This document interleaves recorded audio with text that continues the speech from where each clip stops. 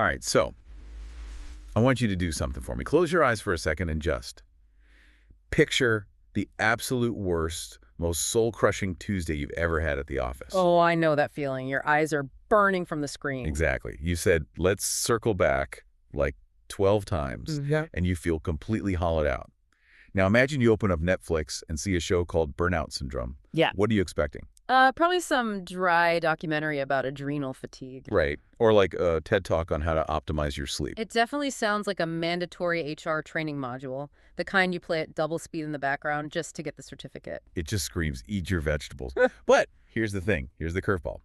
Today we're diving into the 2025 series Burnout Syndrome. Yeah. And it is not a health PSA. Not even close. It's this brooding neo-noir psychological thriller that's disguised, and I mean barely disguised, as a Thai boys love drama. Disguised is definitely the right word.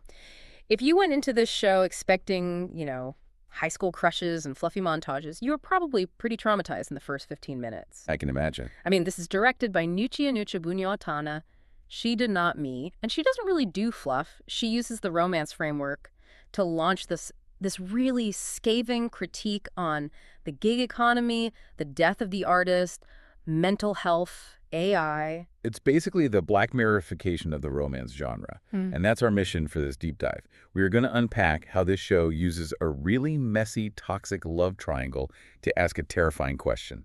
Which is? In a world where AI can replicate your art in seconds and money can buy your time, what actually happens to human intimacy? It's a heavy question, but the show handles it with so much style. Okay, so let's set the scene first, because the vibe is. It's just so crucial. It's set in the late 2025, 2026. The visual style is so specific, it borrows from films like Drive or Lost in Translation. You get these long, uncomfortable silences. Lots of neon reflecting in puddles. Exactly. And this really desaturated cold lighting, it captures that very specific feeling of being awake at 3 a.m. in a city that just does not care about you at all. And right in the middle of all this gloom is our protagonist, Jira. He's played by Atthaphan. Now, Jira is a struggling artist, which is a trope we've all seen. Wait, the starving artist in the big city? But he's struggling for a very modern reason. It's not about a lack of talent. It's a refusal to adapt. Jira is a pure artist in an economy that has completely moved on from that. He won't use generative AI. He refuses. And in the world of the show, that makes him slow, expensive, basically obsolete. He's facing creative exhaustion, not because he's out of ideas, but because the market sees his humanity as an inefficiency. Wow. That hits a little too close to home. Yeah. It's that feeling that you're doing the work, but the algorithm is winning. It is. So he's broke, he's getting rejected, and he ends up at this place called the Burnout Bar. I have to stop you there. That sounds like the worst business model for a bar I have ever heard. Come here to stare at the wall and regret your life. It's definitely not a party spot. The production notes actually describe it as a purgatory. It's a space where people connect only through their shared exhaustion. So not about joy, it's about commiseration. Exactly. And this is where Jira meets Pem, the IT guy, but it's also just, it sets the tone for the whole show. Everyone is just existentially drained. And desperate people make desperate choices. Jira gets this job offer from his friend Ing, but it's not for painting. He's hired to be the face for a tech mogul named Ko. And this is what kicks the whole drama off. Ko, who's played by Off Jumpol, is this billionaire genius behind a huge AI company, but he is a complete recluse. He's antisocial. Deeply. He's paranoid, and he physically cannot handle the performance of being a CEO. He can't shake hands, can't smile for shareholders, can't do any of the small talk. So he just hires Jira to be his meat puppet, essentially. In a corporate sense, yeah. Jiro wears the fancy suit, he goes to the galas, and he acts as the warm human interface for a cold algorithmic system. That feels like such a direct commentary on the whole idea of the corporate avatar. You have the product itself, and then you have the brand personality that sells it. And the show physically separates them into two people. Yeah. It highlights how corporate culture just divorces the labor from the human. Jira is the face, Ko is the brain. Neither is a whole person. They're just functions. Just functions in a machine. It's efficient, but it's totally dehumanizing. Okay, let's dig into the psychology of these characters because they are. They're like walking DSM-5 entries. You said Jira is the authentic core, but he's not exactly stable, right? I mean, he takes this sketchy job. Oh, he's far from stable. Jira represents resilient vulnerability, but if we're talking attachment theory, he is classic anxious preoccupied. Okay, break that down for us. What does that actually look like? It means he craves intimacy, but he is constantly terrified of losing it. He even says explicitly in episode 1 that he hates drama, Right. but he is magnetically drawn to intensity. He finds red flags thrilling because to him they feel like passion. He uses his art to process his trauma, so he subconsciously needs a muse who is, a bit damaged to fuel that art. A stable partner would be boring. There's no friction. Exactly. Which explains why he's so drawn to Ko. The notes call Ko a data ghost. That is a chilling nickname. It's so accurate, though. Yeah. Ko is rich, but he's described as dead inside. He completely dissociates from his physical body. He exists in code, in silence. People are just data points to him. And if something isn't efficient, he just discards it. But he has this one really bizarre vulnerability, the human pillow trope. He literally can't sleep unless Jira's in the room. That old classic, I could only sleep when you're here. But the show makes it darker. Ko is an insomniac who is also just constantly nude in his own apartment. Okay, we have to talk about the nudity. Is this just fan service? Or is there an actual point to the billionaire walking around naked all the time? It's surprisingly relevant. Ko is what you might call clothing intolerant because clothes are a social construct, a costume. In his safe space, he strips that away. But it also emphasizes his dissociation, right? Right. He's physically bare, totally exposed, but he's completely emotionally armored.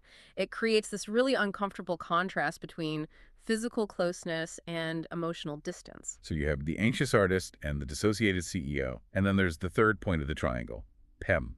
Yeah. Played by Dew Jirawat.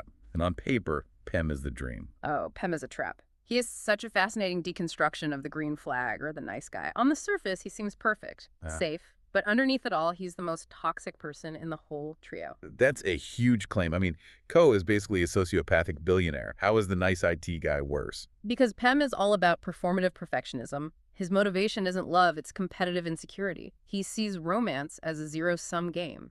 So it's like, I'm the good guy, so I deserve the prize. He believes he is owed affection as payment for his kindness. It's just transactional in a different way.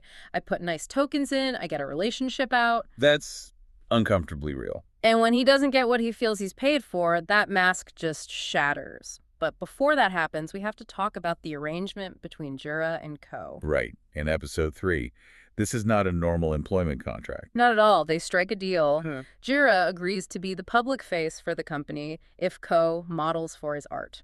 Nude. And this is where the power dynamic just flips completely. A total 180. In the office, Ko is the boss. But in the studio, Ko, the alpha CEO, becomes the submissive subject. He has to sit still, be exposed, and just be seen by Jira. It's the queer gaze turned into a weapon. It's a reversal of voyeurism. I mean, Ko has lost touch with the physical world. By posing for Jira, he's forced to re-enter his own body to be seen as a human being. It's incredibly intimate. But it's still a transaction. It is. I'll do your PR if you let me paint you. They're bartering with their bodies. There's that scene in episode 4, though, the swimming lesson. Everyone talks about it. And it felt like the one moment they weren't negotiating something. That's the whole deep water metaphor. Ko teaches Jira, who's terrified of water, how to swim, and fans love it because for a moment it feels like safety.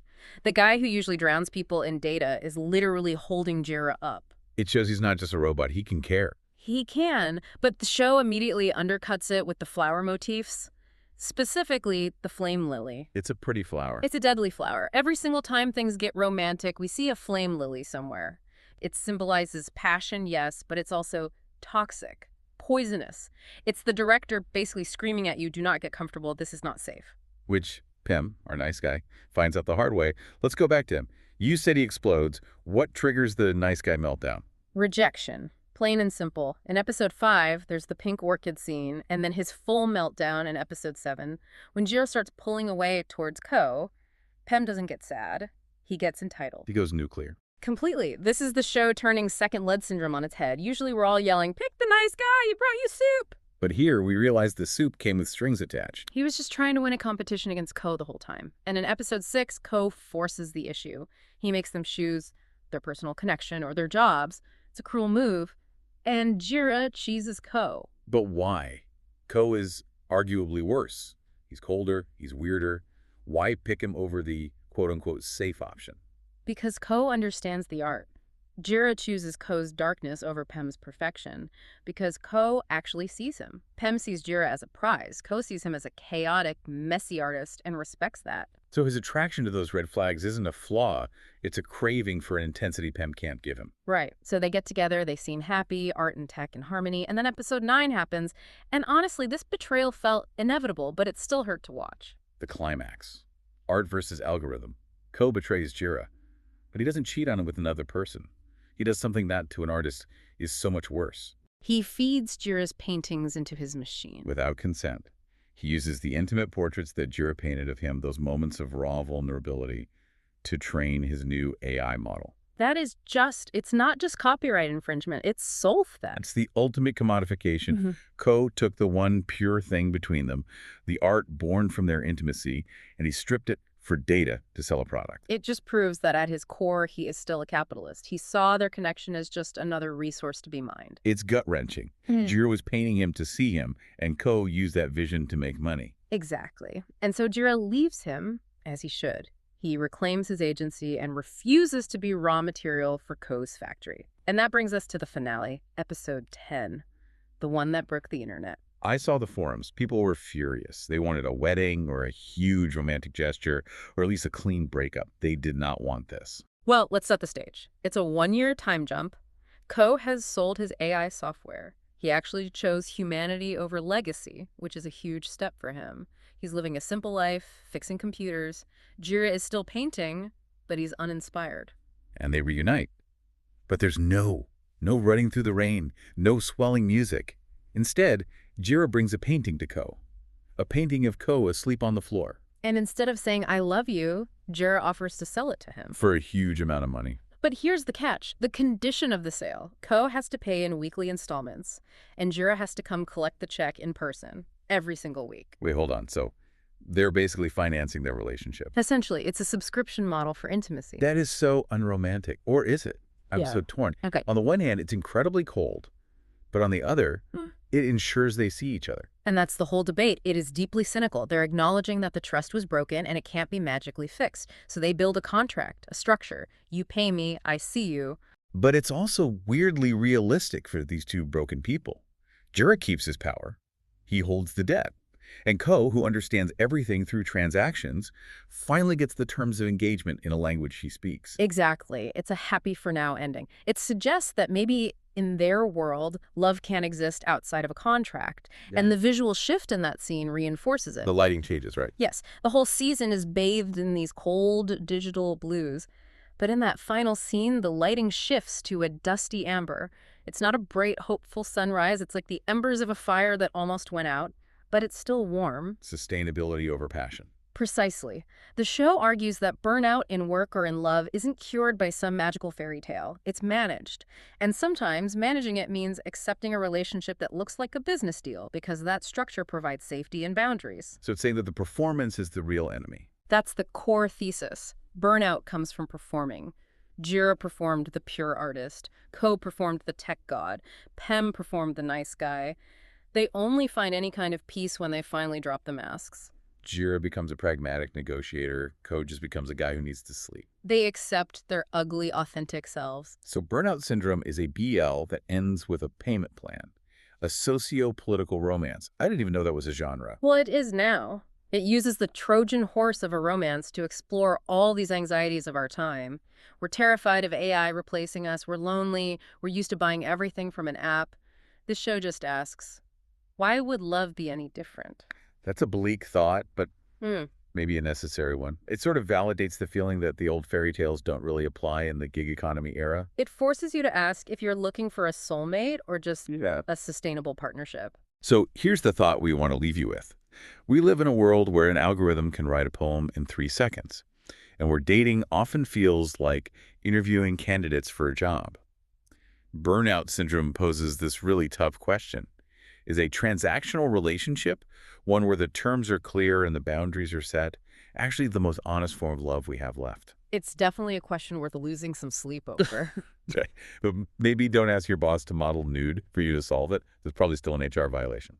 Thanks for listening to this deep dive. We'll catch you on the next one. Thanks so much for watching. If you enjoyed the video, please consider liking, commenting, and subscribing. It really helps the channel grow. See you in the next one.